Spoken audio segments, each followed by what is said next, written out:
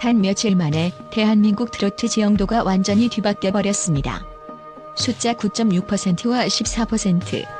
단순한 시청률 지표처럼 보이는 이 수치 사이에는 한 천재 소녀의 눈물과 수만 명 팬덤의 치밀한 결집, 그리고 대한민국 방송 역사상 보기 드문 심사위원의 사과라는 거대한 드라마가 숨어 있습니다. 우리는 지금 단순한 오디션을 넘어선 하나의 사회적 현상을 목격하고 있습니다. 첫 번째로 주목할 점은 이 수직 상승한 시청률이 결코 우연의 산물이 아닌 빈예서라는 독보적 아티스트에 대한 대중의 폭발적인 감정이입이 만들어낸 결과라는 사실입니다. 방송 초기 9.6%에 머물렀던 수치가 단숨에 14%로 치솟은 현상은 현대 마케팅 관점에서도 극히 이례적입니다. 이는 대중이 단순히 음악을 소비하는 단계를 넘어 특정 출연자의 서사에 자신들의 감정을 투영하고 보호하려는 집단적 방어 기제가 작동했음을 의미합니다. 특히 빈예서가 무대 위에서 보여준 담담하면서도 깊이 있는 애절함은 전 연령층의 심금을 울렸고, 그녀를 향한 부당한 평가나 편집에 대한 반발심이 역설적으로 본방 사수로 본때를 보여주자는 시청률 폭발의 트리거가 되었습니다. 이는 콘텐츠의 질뿐만 아니라 출연자의 인간적 서사가 시청률의 가장 강력한 엔진이 될 수 있음을 입증한 충격적인 사례입니다. 닐슨 코리아 등 주요 시청률 조사 기관에 따르면 특정 출연자에 대한 논란이 시청률 이탈이 아닌 결집으로 이어진 것은 오디션 프로그램 역사상 가장 성공적인 팬덤 정치의 사례로 기록될 전망입니다. 둘째, 이번 사건은 기존의 수동적 시청자층이 어떻게 능동적이고 조직적인 시청률 설계자로 진화했는지를 극명하게 보여줍니다. 빈예서의 팬덤은 더 이상 TV 앞에 앉아 응원봉만 흔드는 집단에 머물지 않았습니다. 이들은 방송 시작 30분 전부터 온라인 커뮤니티와 SNS, 카카오톡 오픈 채팅방 등을 통해 다세대 본방 사수 지침을 공유하며 마치 군사 작전과 같은 조직력을 선보였습니다.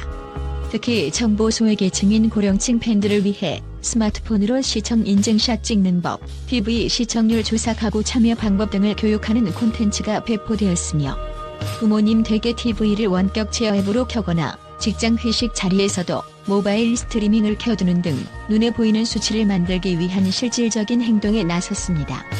심지어 해외 거주 팬들은 VPN을 활용해 국내 IP로 접속, 실시간 시청자 수 카운팅에 기여하는 정성을 보였습니다.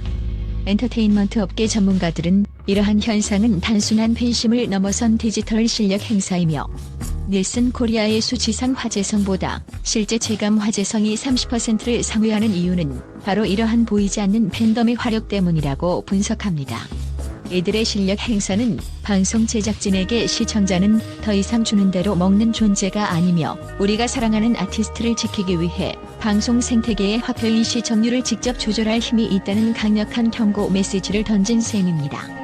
셋째, 온라인상에 유출된 미삭제 편집범과 그로 인한 심사평 논란은 시청자들이 방송사의 편집권이라는 절대 권력에 정면으로 도전하게 만든 결정적 계기가 되었습니다. 과거 방송사는 녹화된 방대한 분량 중 자신들이 원하는 서사만을 골라 배열하는 프레임의 창조자였습니다. 하지만 이번 사건에서 특정 장면 속 빈예서의 눈빛이 흔들리거나 인사가 부자연스럽게 잘린 부분이 포착되자 시청자들은 즉각적으로 악마의 편집 혹은 심사 가스라이팅 의혹을 제기했습니다. 특히 유출된 원본 캡처와 방송 화면을 1초 단위로 대조하며 심사평이 순서가 바뀌었거나 특정 비판적인 표정이 의도적으로 삽입되었다는 분석글들이 온라인을 도배했습니다. 이는 과거 소수 팬의 감정적 불만으로 치부되었을 일이 이제는 데이터와 디지털 증거를 기반으로 한 팩트체크의 영역으로 넘어갔음을 의미합니다.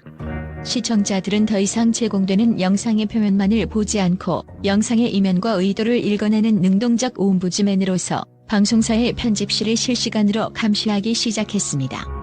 이러한 집단적 감시는 제작진에게 엄청난 심리적 압박을 가했으며, 무대 뒤 스태프들조차 서로의 안위를 걱정할 정도로 프로그램의 신뢰도가 위협받는 초유의 사태를 불러왔습니다.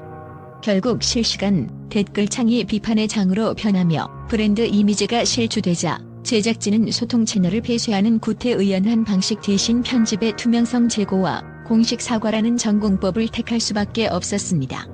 이는 시청자가 방송 권력의 독점적 도구였던 편집권을 해체하고 제정의한 역사적 순간이라 할 수 있습니다.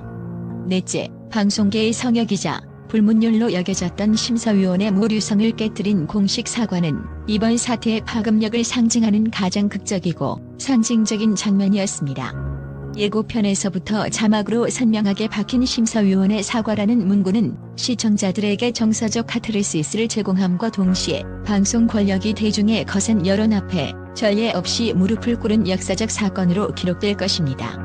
대중문화평론가들은 심사위원이 직접 마이크를 잡고 내가 심사라는 이름으로 내뱉은 표현이 누군가에게는 씻을 수 없는 상처와 칼이 될 수 있음을 뒤늦게 통감했다고 고백한 장면을 두고 단순한 수습을 넘어선 오디션 저널리즘의 일대 변혁이라고 평가합니다.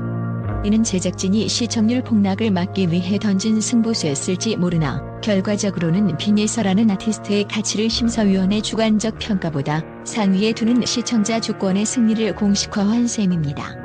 사과는 대개 갈등의 봉합을 뜻하지만 이번에는 오히려 무엇을 왜 사과하는가에 대한 대중의 더 집요하고 날카로운 질문을 유도하며 긴장감을 증폭시켰고, 이는 고 14%라는 경이로운 본방 시청률로 직결되는 강력한 화력이 되었습니다. 더불어 이번 사태는 독설과 압박 면접식 심사가 미덕이던 과거의 권위주의적 오디션 문법의 종말을 고하고 아티스트와 심사위원이 수평적 관계에서 예술적 영감을 교류해야 한다는 새로운 표준을 제시했습니다. 방송사는 이제 심사위원의 권위가 제작진이 부여한 자격증이 아닌 시청자의 신뢰와 공감으로부터 나온다는 준엄한 사실을 현장에서 뼈저리게 목격했습니다. 마지막으로 이 모든 논란과 갈등의 소용돌이 속에서 빈예서가 보여준 사과는 발돼 노래로 증명하겠다는 결연한 태도는 이번 사건을 단순한 방송 사고를 넘어선 하나의 위대한 성장서사로 승격시켰습니다. 13살이라는 어린 나이가 믿기지 않을 정도의 단단한 자존감과 평정심은 팬들에게는 그 어떤 우승 트로피보다 값진 감동과 위안을 주었습니다. 특히 그녀가 보여준 침묵의 위험은 날선 비판을 쏟아내던 안티 세력조차 경외심을 느끼게 만들며 거대한 아우라를 형성했습니다. 녹화 도중 마이크가 꺼진 틈을 타 나지막이 읊조린 "괜찮아, 난 노래로 말할 거야" 라는 한 문장은 디지털 공간을 타고 번지며 이번 사태의 진정한 마침표이자 새로운 아티스트 탄생을 알리는 신호탄이 되었습니다. 전문 저널리스트들은 빈예서의 이러한 태도가 단순히 개인의 성격을 넘어 현대 엔터테인먼트 산업이 지향해야 할 아티스트 주권의 핵심을 관통하고 있다고 분석합니다. 그녀의 팬덤 역시 이 노래로 말하겠다는 선언을 공유하며 상대방에 대한 소모적인 비난이나 보복 대신 스트리밍 집중과 공연 지지라는 가장 건강하고 생산적인 방식의 화력을 집중했습니다. 이는 한국 팬덤 문화가 감정적 대응에서 벗어나 아티스트의 예술적 가치를 소화하는 가치 중심적 연대로 진화하고 있음을 보여주는 상징적인 사례입니다. 결국 자극적인 편집과 가학적인 심사평이 난무하는 오디션 생태계에서 최후의 승자는 일시적인 논란을 일으킨 쪽이 아니라 자신의 본질인 무대를 끝까지 지켜낸 아티스트와 그 진정성을 읽어낸 팬덤이라는 사실을 빈예서는 온몸으로 증명해 보였습니다.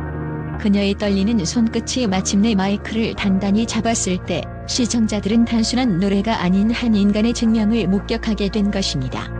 결론적으로 현역가왕 3의 시청률 14% 돌파는 한 아티스트의 압도적인 재능과 그 재능을 온전히 보존하려는 대중의 집단지성이 결합했을 때 발생하는 폭발적인 시너지를 보여준 엔터테인먼트 산업의 이정표입니다. 방송사는 이제 시청률의 주권이 화려한 무대 장치나 자극적인 연출이 아닌 오직 진심을 다해 노래하는 가수와 그 진심에 응답하는 팬들에게 있다는 엄중한 사실을 깊이 새겨야 할 것입니다.